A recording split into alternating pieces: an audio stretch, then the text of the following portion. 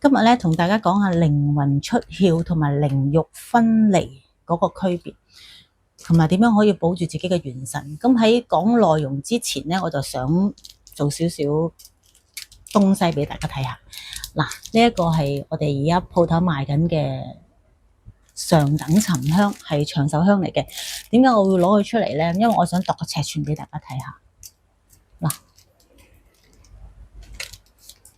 度得出嚟嗬？見唔見啊？個長度係49cm，今日既然同大家講靈魂出竅同埋靈肉分離，咁啱我手上呢件沉香咧，似唔似一個人形面具啊？嗱，3分形態，7分想像啊！嗱，眼睛、鼻、口、半邊人面齊晒。我哋再拉近啲睇下，嗬，嗱，係嘛？呢個係得天獨厚天然嘅造型嚟嘅。我一個朋友咧，佢係一個好虔誠嘅佛教徒嚟嘅。咁佢就逢初十一定就會去啲佛堂嗰度咧，就做參拜啊咁樣咯。咁但係其實佢身體就好虛弱嘅，即係講得直接啲，叫做由細病到大咁啊，病到而家50幾歲啦，都成日要睇中醫啊嗰啲。咁佢有一次咧就自己發夢，就夢到自己咧就上咗天花板，就望翻自己個軀殼。個肉身就喺張床嗰度，咁佢就有少少沾沾自喜啊，因為佢覺得佢自己唔知係唔係拜得神多，咁啊自己即將會修道成仙啊，可以靈魂出竅啊，咁啊上咗天花板啊，望到自己啊咁樣，咁跟住佢仲好開心咁樣翻到佛堂咧，就話俾佢哋嗰啲師傅聽啦，咁跟住嗰個師傅咧就有少少中醫理論底嘅，咁啊同佢講翻，其實你個身體太過虛啦。咁啊，虛到咧，連你自己嗰個靈咧都浮咗出嚟。其實你最主要咧係應該要將你自己個身體做翻好啲，睇下點樣可以將自己個魂魄啊，叫做收翻去自己嘅身嗰度，就唔好搞到自己好似成靈魂出竅咁就上咗去。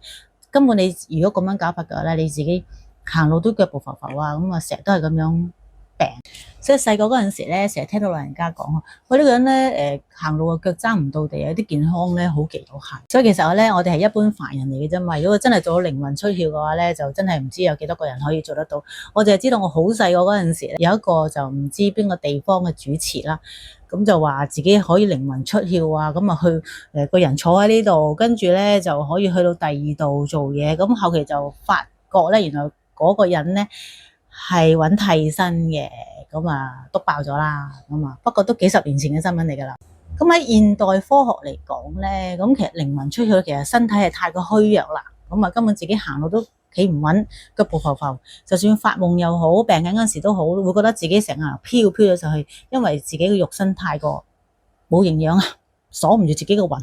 靈肉分離呢4個字咧，如果你喺上網搜尋資料咧，佢哋會好多時咧將會列為男女合歡嗰陣時嗰個感覺。其實如果喺玄學角度嚟講咧，靈肉分離咧，其實係一個好慘痛嘅一件事嚟嘅。佢係相當於咧係靈魂同肉體分開撕裂嗰陣時嗰個感覺，其實係好痛㗎。嗱，我哋講得再現實啲啊，咁啊，靈肉分離其實係代表一個人臨死之前，佢個靈魂同個肉體分開嗰陣時嗰個感覺，其實係好痛嘅。相當於有啲人話生 cancer 啊，好痛啊，打止痛針啊，食止痛藥啊都冇用啊。咁啊痛到佢點樣咧？痛到當佢見到一片曙光，佢感覺到嗰個光俾到佢好舒服嘅感覺，咁佢就會跟住嗰個光咁樣去，咁然後佢自己就會喺呢個人世裏邊消失。嗱，靈魂出竅同埋靈肉分離咧，其實最重要來來去去都係健康行先。咁有健康嘅話就會好好多啦。嗱，我哋又講翻呢一個長壽香咯，49cm， 49係咩數啊？7乘7咯，7×7=49。咁啊又講啲實際嘢啦，人死後頭七尾七，加加埋埋就係7×7=49。